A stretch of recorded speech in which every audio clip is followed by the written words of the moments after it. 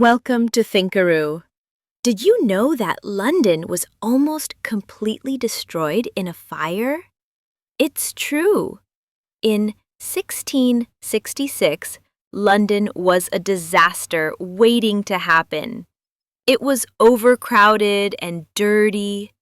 The year before, an outbreak of plague had killed hundreds of thousands of people, and many more had fled the city. But by 1666, things were looking up. Londoners were getting on with their lives again, and the economy was booming. But then, disaster struck. A fire broke out, started by a baker's oven in the middle of the night. At first, it didn't seem like much of a problem. London's fire brigade was one of the best in Europe. They had a really good system of pumps and hoses, and they were well trained. But they were completely overwhelmed. The fire spread quickly, helped by strong winds.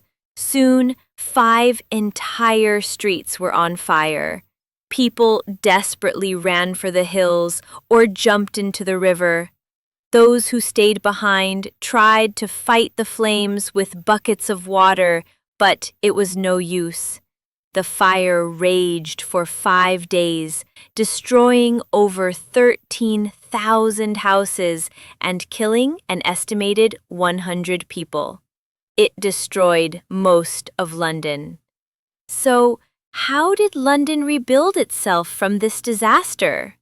Well, that's where our story today gets really interesting. After the fire, London needed to be rebuilt from scratch, and the people in charge wanted to make sure it never burned down again. So, they hired an architect named Christopher Wren, who designed new streets with bigger open spaces so that if another fire broke out, it wouldn't spread as easily.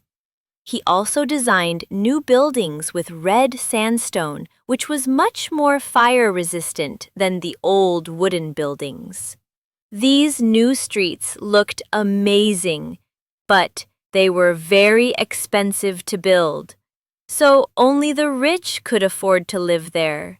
London was now a city divided.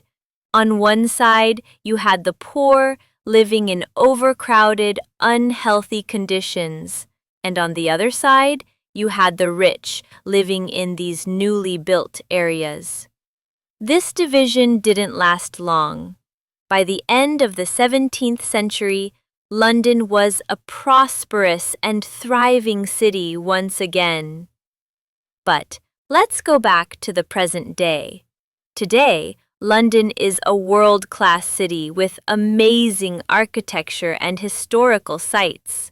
Millions of tourists visit every year to see the famous Buckingham Palace, the Tower of London, and of course, the Houses of Parliament, where Big Ben is. But most of all, London is a modern and diverse city with people from all over the world living and working there. Thanks for watching. See you next time.